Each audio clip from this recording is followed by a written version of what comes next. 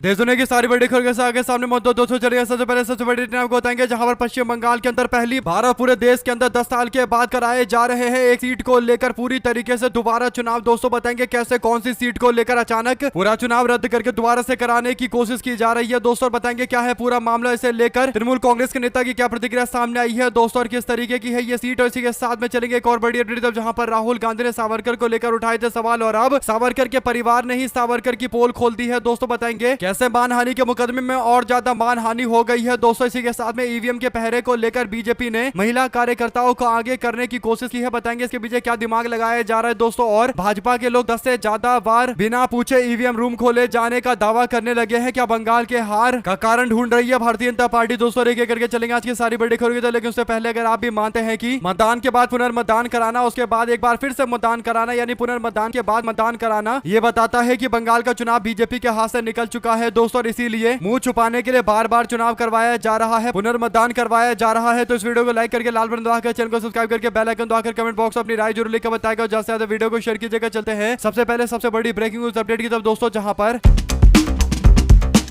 पश्चिम बंगाल के अंदर एक अद्भुत तरीके का चुनाव करवाया जा रहा है दोस्तों। पहले 2 चरण के चुनाव करवाए जाते हैं, 23 तारीख और 29 अप्रैल को वोट डाले जाते हैं दोस्तों। और 2 चरण के चुनाव के बाद फिर फैसला लिया जाता है कि कुछ बूथों पर चुनाव सही से नहीं हुआ और इसके बाद 2 तारीख यानी बीते दिन भी तकरीबन 15 बूथ पर वोट करवाए जाते हैं दोस्तों। दक्षिण 24 परगना के 15 मतदान केंद्रों पर वोट करवाए गए, जिसमें मगराहाट पश्चिम के 11 और डायमंड हार्बर के 4 बूथों पर वोट डलवाए गए दोस्तों। जब चुनाव आयोग ने इन 2 विधानसभा सीटों के 15 बूथों पर वोट डलवा दिए तो लोगों को लगा कि शायद अब हो गया होगा, क्योंकि चुनाव आयोग तो एक बार बैठकर एनालिसिस करता है और देखता है कि कहां पर सही से वोट नहीं पड़े और वहां पर दोबारा वोट करवा दिए गए। बंगाल में 15 सीटों पर वोट हो गया, अब हो गया होगा, लेकिन बाद में पता चलता है दोस्तों कि चुनाव आयोग ने एक और रिपोर्ट का नया हवाला दिया है और दावा किया है कि एक पूरी विधानसभा के अंदर सही से वोट नहीं करवा पाए दोस्तों। और ये विधानसभा फाल्ता विधानसभा है और फाल्ता विधानसभा वही विधानसभा है जहां से तृणमूल कांग्रेस के उम्मीदवार जहांगीर खान है दोस्तों। जहांगीर खान वही नेता है जिनके खिलाफ कोलकाता के अंदर आईपीएस अधिकारी जो उत्तर प्रदेश से कोलकाता गए हैं, पश्चिम बंगाल गए हैं दोस्तों, अजय पाल शर्मा, उनका वीडियो वायरल हुआ था जिसमें वो परिवार के लोगों को धमकी दे रहे थे दोस्तों। अजय पाल शर्मा की धमकी का वीडियो वायरल हुआ था। उसके बाद 29 तारीख को वोट डाले गए, सब कुछ शांतिपूर्ण तरीके का रहा दोस्तों। चुनाव आयोग ने भी कहा कि कहीं कोई हिंसा नहीं हुई है, सब कुछ शांतिपूर्ण तरीके का रहा है पूरा चुनाव। लेकिन बाद में पता चलता है कि चुनाव आयोग इस सीट पर दोबारा चुनाव कराने जा रही है दोस्तों। ऐसा नहीं है कि केवल 10 बूथ, 15 बूथ, 50 बूथ पर दोबारा चुनाव कराए जाएंगे, पूरी की पूरी विधानसभा के अंदर ही दोबारा से चुनाव कराने का फैसला लिया गया है, यानी पूरी विधानसभा पर ही चुनाव रद्द घोषित कर दिए गए हैं दोस्तों। और 285 मतदान केंद्रों पर दोबारा से रीपोलिंग करवाई जाएगी, इसमें सहायक मतदान केंद्र भी शामिल रहेंगे। पूरी प्रक्रिया एक साथ कराई जाएगी ताकि हर बूथ पर समान माहौल बना रहे और किसी तरीके की गड़बड़ी ना हो। आपको बता दें कि चुनाव 21 मई को कराया जाएगा दोस्तों। सुबह 7 बजे से लेकर शाम को 6 बजे तक चुनाव करवाया जाएगा और 24 तारीख को फाल्ता विधानसभा के 285 मतदान केंद्रों पर दोबारा से चुनाव करवाए जाएंगे दोस्तों, यानी 4 तारीख को कल नतीजे घोषित किए जाएंगे। उसके बाद फाल्ता विधानसभा सीट पर चुनाव होंगे। सोचिए फाल्ता विधानसभा सीट की 285 मतदान केंद्रों पर दोबारा से हो रहे चुनाव का क्या औचित्य रहेगा दोस्तों। जब 4 तारीख को पता चल जाएगा कि कौन सी पार्टी जीत रही है तो फाल्ता विधानसभा के अंदर उसी पार्टी की जीत होगी, तो हारी हुई पार्टी के साथ एक बड़ा धोखा माना जाएगा दोस्तों। उससे बड़ी बात यह है कि अगर मामला एकदम नजदीकी फंस गया तो एक एक सीट को लेकर संघर्ष होगा, तब ये सीट बीजेपी को फायदा पहुंचाने के लिए इस्तेमाल की जा सकती है। आप लोग इस पर अपनी राय जरूर लिखकर बताइएगा दोस्तों। अब जो अपडेट आई है वो ये की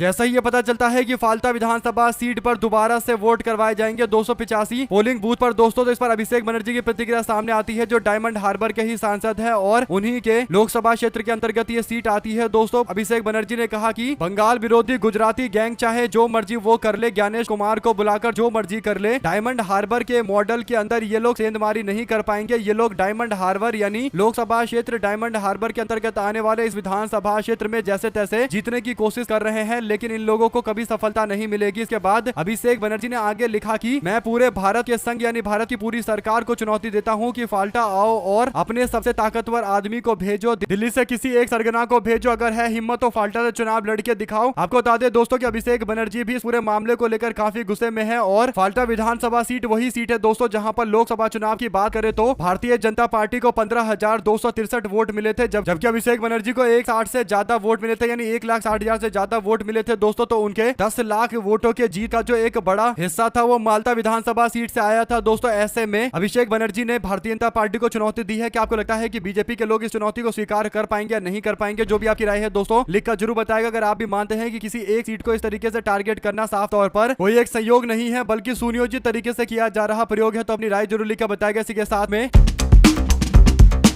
राहुल गांधी ने सावरकर के ऊपर आरोप लगाए दोस्तों, तो बीजेपी के लोग भड़क गए कि आखिर राहुल गांधी सावरकर के खिलाफ क्यों उल्टा बोल रहे हैं। इसके बाद सावरकर को लेकर मानहानि का मुकदमा किया गया राहुल गांधी के खिलाफ। दोस्तों अब जो अपडेट आ रही है वो ये कि सावरकर को लेकर किए गए मानहानि के केस के मामले को लेकर राहुल गांधी ने साफ तौर पर कहा था कि वो चाहते हैं कि इतिहास के एक एक पन्ने में लिखी बातों पर, खासकर सावरकर की बातों पर चर्चा होनी चाहिए। इसके बाद सावरकर के परपोते ने सावरकर पर राहुल गांधी द्वारा उठाए गए सवाल को लेकर जवाब देते हुए जो बातें कही है दोस्तों, इसे सावरकर को और ज्यादा एक्सपोज किया गया है, यानी सावरकर को पूरी तरीके से दुनिया के सामने खोलकर रख दिया गया है दोस्तों। ऐसा इसलिए क्योंकि सावरकर के परपोते ने कहा कि सावरकर ने ब्रिटिश सरकार से एक नहीं बल्कि 5 बार माफी मांगा था, यानी 5 बार माफीनामा लिखा था सावरकर ने ब्रिटिश सरकार को। इसके बाद सावरकर का परपोता बोलता है कि सावरकर ने दूसरे विश्व युद्ध के दौरान ब्रिटिश सरकार में भर्ती के लिए अपील की थी, यानी ब्रिटिश सरकार की तरफ से युद्ध लड़ना चाहता था सावरकर। इसके बाद जो तीसरी बात कही गई है दोस्तों वो ये कि सावरकर ने गाय को सिर्फ एक उपयोगी जानवर माना, गाय को पूजने योग्य यानी गाय को गाय माता नहीं माना। और सावरकर केस में अब इतिहास को लेकर चर्चा हो रही है दोस्तों, और धीरे धीरे करके सावरकर को खुद के लोग ही एक्सपोज करने लगे हैं। यानी आप देखेंगे एक तरीके से तो राहुल गांधी ने यह मामला उठाकर कहीं ना कहीं साफ तौर पर कह दिया था कि वो इतिहास के पन्नों में जाना चाहते हैं और सावरकर के योगदान जो देश को बीजेपी के लोग ढोल पीट कर बताना चाहते हैं उस बारे में चर्चा करना चाहते हैं। और अब जब चर्चाएं शुरू हो रही है दोस्तों तो सारे परतें खुलनी शुरू हो रही है। तो अब सावरकर को लेकर भाजपा के लोगों को एक एक नहीं 5 बार माफीनामा लिखने पर बचाव करना पड़ेगा, यानी बीजेपी के लिए काम और ज्यादा बढ़ चुका है। अगर आप भी मानते हैं कि राहुल गांधी से बहस यानी जिंदगी तहस नहस वाली बात हो गई है तो अपनी राय जरूर लिखकर बताएगा दोस्तों। चलते हैं एक और बड़ी अपडेट की तरफ, जहां पर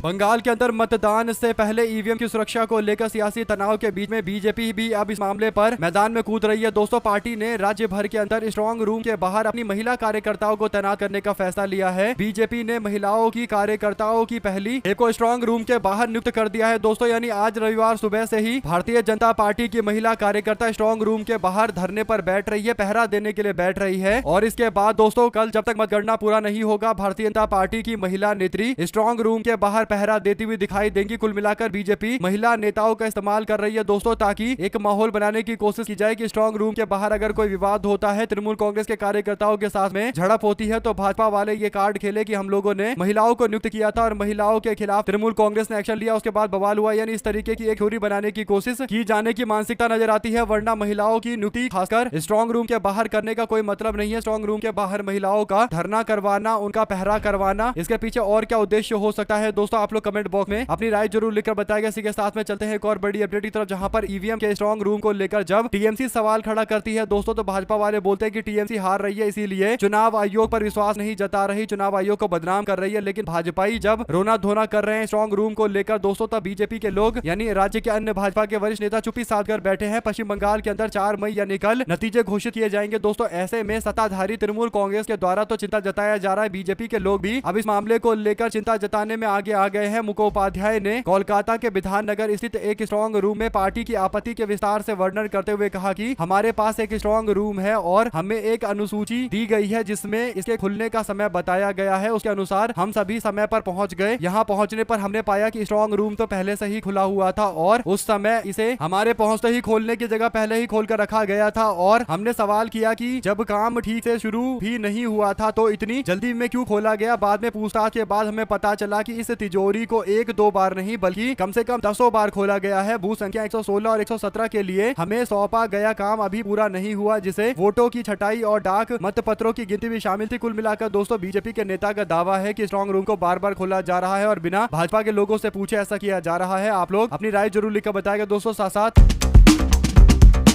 तृणमूल कांग्रेस के नेता कुणाल घोष ने एक बड़ा दावा किया है दोस्तों। कुणाल घोष कहते हैं कि उनके पास एक दस्तावेज है, जो दस्तावेज सीक्रेट दस्तावेज है, यानी गुप्त दस्तावेज उनके हाथ में लगा है। और तृणमूल कांग्रेस के नेता कुणाल घोष कहते हैं कि ये जो गुप्त रिपोर्ट मेरे को मिली है, इसमें लिखा हुआ है कि उस पार्टी को बंगाल के अंदर 78 से अधिक सीटें नहीं मिलेगी। क्या लगता है किस पार्टी किस दस्तावेज की बात हो रही है? कुणाल घोष ने प्रेस में मीडिया के सामने आकर ये बात कही है दोस्तों। क्या ये सुनियोजित है कि किसी एक पार्टी को 78 सीटें ही मिलेगी, उससे ज्यादा नहीं मिलेगी? कुणाल घोष के द्वारा ये जो दावा किया गया है दोस्तों। इस पर चुनाव आयोग को बताना चाहिए कि क्या वो जो दस्तावेज दिखा रहे हैं क्या वो सही है या फिर केवल ऐसा ही बेकार फालतू का दस्तावेज है। पूरे मामले पर जवाब सामने आना चाहिए दोस्तों। काफी गंभीर मामला है। इसी के साथ में चलते हैं एक और बड़ी अपडेट की तरफ, जहां पर राहुल गांधी को नहीं देना होगा वॉइस सैंपल। एक और बड़े केस में राहुल गांधी को बड़ी राहत मिली है दोस्तों। मानहानि का ये केस केंद्रीय गृह मंत्री अमित शाह के खिलाफ उनके टिप्पणी से जुड़ा हुआ मामला है। इसे बीजेपी के नेता विजय मिश्रा ने अक्टूबर 2018 में दर्ज करवाया था। अदालत ने राहुल गांधी की आवाज का नमूना लेने की याचिका खारिज कर दी दोस्तों। वादी पक्ष के अधिवक्ता ने इस आदेश के खिलाफ सेशन कोर्ट के रिवीजन याचिका दायर करने की बात कही। इस मामले में राहुल गांधी 20 फरवरी 2024 को कोर्ट में आत्मसमर्पण किए थे दोस्तों, और मजिस्ट्रेट ने उन्हें 25-25 हजार रुपए के 2 मुचलकों पर जमानत दे दी थी। ऐसे में अब राहुल गांधी के वॉइस सैंपल इकट्ठा करने की याचिका को खारिज कर दिया गया है। कुल मिलाकर दोस्तों राहुल गांधी के खिलाफ एक और साजिश के तहत एक और नया मुकदमा चल रहा है, और ये मुकदमा कई दिनों से चलता आ रहा है, जिसमें नए तरीके का फैसला लिया गया है। कुल मिलाकर राहुल गांधी को हर तरीके से चौतरफा फंसाने की कोशिश और जेल में रखने की कोशिश की जा रही है, ताकि राहुल गांधी की आवाजें देश को सुनाई ना दे और राहुल गांधी खुद भी डर जाए। लेकिन दोस्तों आवाज तो सुनाई देगी, और डंके की चोट पर राहुल गांधी इस मामले को उठाते हैं। आप लोग अपनी राय जरूर लिखकर बताएगा। साथ साथ चलते हैं एक और बड़ी खबर की तरफ दोस्तों, जिसमें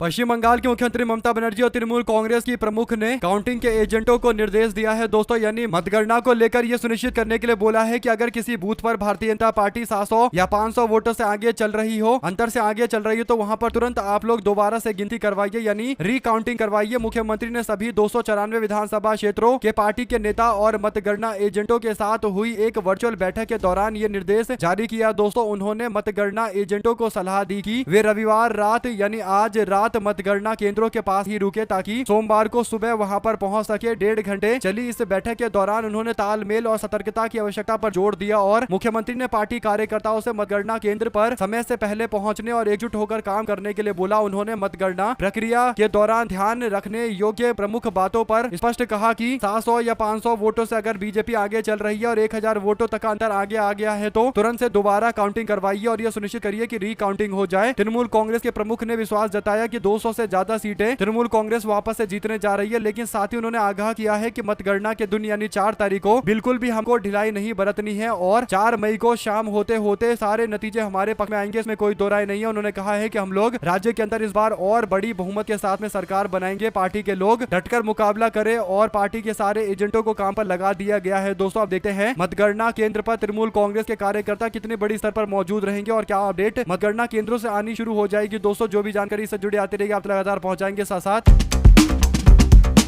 लोकसभा में नेता प्रतिपक्ष राहुल गांधी कांगड़ा के हिमाचल प्रदेश और पंजाब और जम्मू कश्मीर के 80 कांग्रेस पार्टी के जिला अध्यक्षों को ट्रेनिंग दे रहे थे दोस्तों। कांगड़ा के अंदर ये ट्रेनिंग चल रहा था, यानी शिविर चल रहा था, जहां पर राहुल गांधी जम्मू कश्मीर, पंजाब और हिमाचल प्रदेश के जिला अध्यक्षों से बातचीत करते हुए उनसे कहते हैं कि आप लोग वीआईपी कल्चर को छोड़ दीजिए और जनता से संवाद कीजिए। पंजाब, जम्मू कश्मीर और हिमाचल प्रदेश कांग्रेस के जिला अध्यक्षों को ट्रेनिंग के दौरान संगठन को मजबूत बनाने के टिप्स भी दिए गए हैं। राहुल गांधी ने कहा कि संगठन हमारी शक्ति है, और हमारी शक्ति तभी और ज्यादा मजबूत होगी जब संगठन मजबूत होगा। इसीलिए आप लोग संगठन को मजबूत करने पर काम करिए और ये सुनिश्चित करिए कि आम जनता से मुलाकात करिए, वीआईपी कल्चर छोड़िए। एक तरीके से राहुल गांधी ने जो हिमाचल प्रदेश और हरियाणा के जिला अध्यक्षों के ट्रेनिंग के दौरान बातें बोली थी, उन्हीं सारी बातों को वापस से रिपीट करते हुए पार्टी के जिला अध्यक्षों को वापस से काम पर लगने के लिए बोला है दोस्तों। ऐसे में पंजाब, जम्मू कश्मीर, हिमाचल प्रदेश की बात करें तो पंजाब में कांग्रेस पार्टी को 27 का चुनाव बड़े अंतर से जीतना है दोस्तों। जम्मू कश्मीर के अंदर पार्टी ने कुछ सीटें जीती थी, और अगर अच्छे से पार्टी लड़े तो 20 तक सीटें जीतकर राज्य के अंदर एक मजबूत ताकत बनकर उभर सकती है। और हिमाचल प्रदेश में तो कांग्रेस की सरकार चली रही है, तो कांग्रेस पार्टी के नेता राहुल गांधी ने तीनों जगह जिला अध्यक्षों के लिए एक आदेश जारी किया है दोस्तों। ट्रेनिंग के दौरान राहुल गांधी ने कई और बड़ी बातें कही है। इसी के साथ में दोस्तों एक और बड़ी अपडेट सामने आ रही है, वो ये है कि गुजरात के अंदर कांग्रेस पार्टी 2024 के लोकसभा चुनाव में केवल 1 सीट जीती थी दोस्तों। पार्टी ने बनासकाठा के अंदर गेनीबेन ठाकुर को मैदान में उतारा था, और गेनीबेन ठाकुर ने बनासकाठा के अंदर चुनाव जीता दोस्तों। लगभग 30,000 के अंतर से उनको जीत मिला दोस्तों। तब से गुजरात के बीजेपी के नेता इस बात को पचा नहीं पा रहे कि आखिर कांग्रेस पार्टी का 10 साल के बाद एक लोकसभा का सांसद कैसे जीत गया दोस्तों। और इस बात को लेकर गेनीबेन ठाकुर के बारे में उल्टा सीधा बीजेपी के लोग अफवाह फैलाते रहते हैं दोस्तों, और उनको निशाने पर लेते रहते हैं। ऐसे में गेनीबेन ठाकुर के चुनाव को लेकर, यानी अभी हाल फिलहाल के पंचायत चुनाव को लेकर बीजेपी के नेता और भारतीय जनता पार्टी के प्रदेश अध्यक्ष ने विवादित बयान दिया। दोस्तों अभद्र भाषा का इस्तेमाल किया। इस पर अब प्रियंका गांधी की ओर से प्रतिक्रिया दी गई है। दोस्तों प्रियंका गांधी ने कहा कि कांग्रेस की वरिष्ठ नेता और सांसद गेनीबेन ठाकुर पर गुजरात बीजेपी के अध्यक्ष की अभद्र टिप्पणी बेहद शर्मनाक और अपमानजनक है। एक तरफ बीजेपी सरकार संसद के अंदर महिलाओं पर अनर्गल आरोप लगाकर अपमानित करती है, दूसरी तरफ अभद्र टिप्पणी करके महिलाओं को अपमानित करती है। भाजपा हमेशा ऐसे लोगों को संरक्षण देती है। महिला विरोधी बीजेपी के सियासी नारी वंदन का यही असलियत है। और गेनीबेन ठाकुर, आपके संघर्ष को मैं जानती हूँ, आपके साथ मैं खड़ी हूँ, आपकी हिम्मत पर हम सबको गर्व है। कुल मिलाकर दोस्तों कांग्रेस पार्टी की एकमात्र सांसद गेनीबेन ठाकुर को लेकर बीजेपी के नेताओं की जो मानसिकता है दोस्तों, इस पर प्रियंका गांधी की ओर से वार किया गया है और भाजपा को हकीकत दिखाई गई है कि वो महिला सम्मान के नाम पर किस तरीके से महिला सांसद के खिलाफ अभद्र टिप्पणी करते हैं। दोस्तों अभी हाल फिलहाल के अंदर बनासकांठा के अंदर बीजेपी कुछ सीट जीत गई थी। इस बात को लेकर अति उत्साहित होकर बीजेपी के प्रदेश अध्यक्ष ने गनीबेन पटेल के पल्लू को लेकर विवादित बयान दिया था। दोस्तों इसी के साथ में चलते हैं एक और बड़ी अपडेट की तरफ, जहां पर एक बड़ी अपडेट गुजरात से सामने आती है। दोस्तों गुजरात के अंदर उपलेटा के अंदर जो तालुका पंचायत था वहां पर 19 सीटों में से 9 सीटें भारतीय जनता पार्टी को मिली, 9 ही कांग्रेस पार्टी को मिली और 1 आम आदमी पार्टी को मिली। तो ऐसे में जिसके पास आम आदमी पार्टी का वोट जाता उसकी सरकार एक तरीके से बन जाती तालुका पंचायत के अंदर। दोस्तों बाद में पता चलता है कि जो मेजोरिटी बहुमत का आंकड़ा 10 चाहिए था, तो आम आदमी पार्टी के एकमात्र जीते हुए उम्मीदवार की तरफ से वोट दिया गया भारतीय जनता पार्टी को और भाजपा ने तालुका पंचायत के अंदर अपने व्यक्ति को चुनाव जितवा दिया। दोस्तों तो एक तरीके से आम आदमी पार्टी का वोट बीजेपी को गया। इस मामले पर अगर दूसरी तरीके से प्रतिक्रिया सामने आती दोस्तों, या कांग्रेस पार्टी का कोई व्यक्ति बीजेपी के साथ हाथ मिला लेता और आम आदमी पार्टी को नुकसान करवाता, तो आम आदमी पार्टी वाले इसका प्रचार कर रहे होते। लेकिन हकीकत यह है कि ज्यादातर गुजरात के अंदर अगर आप देखेंगे तो भारतीय जनता पार्टी को चुनौती अगर किसी ने दिया है तो कांग्रेस पार्टी ने दिया है। बाकी तो आम आदमी पार्टी भी पलट गई है और MIM के भी कई सारे लोग बीजेपी में चले गए हैं। दोस्तों इसी के साथ में सुप्रीम कोर्ट के वरिष्ठ वकील कपिल सिब्बल का एक बड़ा बयान आता है। दोस्तों कपिल सिब्बल कहते हैं कि न्याय अब कोई सहयोग नहीं है, जबकि न्याय का अब एक पैटर्न देखने को मिलता है। उन्होंने कहा कि विपक्ष के जितने भी सांसद या विधायक जिनका कुछ केस कोर्ट के अंदर जाता है, वहां पर अगर आप देखेंगे तो एक ही जज इन मामलों की सुनवाई करते हैं। हर जगह मुख्य न्यायाधीश उस जज को ही मामला सुनने के लिए देते हैं और फैसला भी एक ही दिशा में आता है। ये न्याय नहीं, पूरा कोर्ट के अंदर मैनेजमेंट चल रहा है। कपिल सिब्बल जो एक वरिष्ठ वकील है दोस्तों, इतने बड़े वरिष्ठ वकील है कि वो सुप्रीम कोर्ट के अंदर कई सारे जजों से ज्यादा अनुभव रखते हैं कोर्ट में काम करने का और काफी वरिष्ठ नेता है दोस्तों, सुप्रीम कोर्ट के बार काउंसिल के अध्यक्ष भी रहे हैं। तो ऐसे में अगर कपिल सिब्बल इस बात को बोल रहे हैं और कहीं ना कहीं सुप्रीम कोर्ट या हाई कोर्ट के अंदर बदलते स्ट्रक्चर के बारे में चर्चा कर रहे हैं, तो इससे पता चलता है कि देश के अंदर सुप्रीम कोर्ट पर भी धीरे धीरे करके उन लोगों का कब्जा होता जा रहा है या उन लोगों का दबाव बढ़ता जा रहा है जो लोग सत्ता में है दोस्तों। और कपिल सिब्बल इसी ओर संकेत दे रहे हैं। आप लोग क्या कहना चाहते हैं, अपनी राय जरूर लिखकर बताएगा। साथ साथ चलते हैं एक और बड़ी अपडेट की तरफ, जहां पर उत्तर प्रदेश के अंदर बलिया में मुकेश सहनी का बीजेपी पर हमला। निषाद आरक्षण को लेकर 101 दिनों की यात्रा के लिए उत्तर प्रदेश में आ रहे हैं। 25 जुलाई से 101 दिनों की उनकी यात्रा उत्तर प्रदेश के अंदर होने जा रही है। यानी निषाद पार्टी, मुकेश सहनी की पार्टी, जिसे VIP पार्टी बिहार में बोला जाता है दोस्तों, वो अब उत्तर प्रदेश के अंदर भी अपना विस्तार करना चाहती है। और उत्तर प्रदेश में आने का एक बड़ा कारण ये है कि राज्य के अंदर एक पार्टी पहले से चल रही है जो संजय निषाद की पार्टी है। भारतीय जनता पार्टी के मंत्री है संजय निषाद दोस्तों, और बीजेपी के साथ मिलकर काम कर रहे हैं और निषाद समाज के वोटों को ले जाकर बीजेपी को दे देते हैं। और इसके एवज में जो शुरू से इनकी डिमांड है कि हमको ऐसी कैटेगरी में आरक्षण चाहिए, अभी OBC कैटेगरी में आरक्षण मिल रहा है, तो ये मांग आज तक पूरी नहीं की गई दोस्तों, और केवल अपने लोगों को गुमराह कर रहे हैं दोस्तों। निषाद समाज के पास कोई दूसरा विकल्प नहीं है, कोई दूसरी पार्टी नहीं है, तो उनको लगता है कि हम अपनी पार्टी निषाद पार्टी को ही वोट दे देते हैं। लेकिन निषाद पार्टी बाद में जाकर बीजेपी की सरकार राज्य में बनवा देती है दोस्तों। और बड़ी बात यह है कि भाजपा की सरकार में निषाद पार्टी के लोग मंत्री बन जाते हैं। संजय निषाद खुद मंत्री बन जाते हैं, बेटे को सांसद बनवा देते हैं। लेकिन जब बात आम निषाद समाज के लोगों की आती है, आरक्षण दिलवाने की बात आती है, तो फिर संजय निषाद एकदम कुछ काम करने लायक समझ में नहीं आते दोस्तों। एक तरीके से रोते गिड़गिड़ाते नजर आते हैं और कहते हैं कि मैंने समाज के लिए बहुत कुछ किया और समाज ने मुझे समर्थन किया, लेकिन मेरी नहीं सुनी जा रही है। यानी उनका मानना है कि उत्तर प्रदेश के अंदर जो सरकार है उसमें निषाद समाज के लोगों की नहीं चल रही है। सवाल यह है कि अगर संजय निषाद की योगी सरकार में नहीं चल रही, तो वो योगी सरकार को समर्थन देकर क्या कर रहे हैं, क्यों टाइम पास कर रहे हैं? अगर निषाद समाज के लोगों के द्वारा मिल रहे वोटों से बीजेपी की सरकार बना रहे, तो भाजपा पर उनको दबाव बनाना चाहिए। और अगर बीजेपी पर दबाव नहीं बनवा पा रहे, तो उनको भाजपा को सत्ता से बेदखल करना चाहिए, इसके लिए काम करना चाहिए। लेकिन दोस्तों ऐसा लगता है कि केवल परिवार को आगे करने और अपनी पार्टी चलाने के लिए संजय निषाद ये सब कुछ करते हैं। और इसीलिए अब संजय निषाद को बड़ी चुनौती मिलेगी बिहार की पार्टी VIP पार्टी से, और 101 दिनों की यात्रा होगी दोस्तों। तो इससे पूरा समीकरण बदलेगा उत्तर प्रदेश के अंदर। आप लोग अपनी राय जरूर लिखकर बताएगा, ज्यादा से ज्यादा वीडियो को शेयर कीजिएगा। साथ साथ पश्चिम बंगाल को लेकर ममता बनर्जी ने मतगणना एजेंटों के साथ बैठक की और सतर्क रहने के साथ साथ अंत तक डटे रहने के लिए भी बोला। दोस्तों जो तस्वीर आई है उसमें देखा जा सकता है कि दोनों नेता मौजूद है। एक और मुख्यमंत्री ममता बनर्जी दिखाई दे रही है और दूसरी तरफ अभिषेक बनर्जी है। दोनों के दोनों संगठन के लोगों से बातचीत कर रहे हैं और ये बातचीत इसलिए हो रही है क्योंकि कुछ न कुछ अंदेशा जताया जा रहा है कि बूथ पर मतगणना केंद्रों पर कुछ न कुछ तरीके की धांधली की जा सकती है। साथ साथ दोस्तों आखिरकार बीजेपी ने एक बार फिर से नए व्यक्ति को नियुक्त किया है, यानी प्रसार भारती कहे तो जो सरकारी चैनल डीडी न्यूज है दोस्तों और डीडी के अन्य चैनल है, वहां पर किस तरीके से भाजपा का प्रचार होगा या फिर यूं कहिए कि नरेंद्र मोदी के चेहरे को प्रस्तुत किया जाएगा, ये तय करते हैं प्रसार भारती के अध्यक्ष। और प्रसार भारती के अध्यक्ष के पोस्ट से कुछ दिनों पहले एक व्यक्ति को अचानक से हटा दिया गया था दोस्तों, नवनीत सहगल को हटा दिया गया था, जिसके ऊपर कई घोटाले के भी आरोप लगे थे दोस्तों। ऐसे में अब फिल्म गीतकार प्रसून जोशी को सार्वजनिक प्रसारक प्रसार भारती का अध्यक्ष बनाया गया है। आपको बता दें कि प्रसून जोशी इसलिए जाने जाते हैं कि प्रसून जोशी पर कई पत्रकारों ने आरोप लगाया कि जब वो निष्पक्ष पत्रकारिता टीवी चैनल पर किया करते थे तो उनको प्रसून जोशी का फोन आता था कि मोदी जी को लेकर ये मत दिखाओ, वो मत दिखाओ, मोदी जी की छवि मत खराब करो, यानी ये नरेंद्र मोदी की छवि बनाए रखने का काम करते हैं दोस्तों। इनका काम 24 घंटे 7 दिन यही होता है कि नरेंद्र मोदी के बारे में क्या बताया जा रहा है, क्या दिखाया जा रहा है। और अब ये प्रसार भारती की जिम्मेदारी संभाल रहे हैं, तो आप लोग समझ जाइए कि अब सरकारी चैनल पर किस लेवल का प्रचार किया जाएगा नरेंद्र मोदी का। साथ साथ दोस्तों तृणमूल कांग्रेस ने सुप्रीम कोर्ट के अंदर याचिका दाखिल करते हुए कहा था कि केंद्रीय कर्मचारियों की केवल नियुक्ति की जा रही है मतगणना के लिए, तो सुप्रीम कोर्ट ने कहा कि चुनाव आयोग का ये अधिकार है, इस पर हम अलग से कोई आदेश जारी नहीं कर सकते, डिस्क्रिशनरी पावर है और इस पावर का इस्तेमाल वो अपने हिसाब से कर रहे हैं, हम इसमें दखल नहीं देना चाहते। और जब कानून स्पष्ट कह रहा है तो हम कुछ करना भी नहीं चाहिए, हमको और कर भी नहीं रहे हैं। आप लोग क्या कहना चाहते हैं दोस्तों, अपनी राय जरूर लिखकर बताएगा और ज्यादा से ज्यादा वीडियो को शेयर कीजिएगा। हमारे साथ लगातार जुड़े दोस्तों का बहुत बहुत धन्यवाद। आप लोग देख रहे थे आपका अपना चैनल जय हिंद जय भारत। ज्यादा से ज्यादा वीडियो को शेयर कीजिएगा। बहुत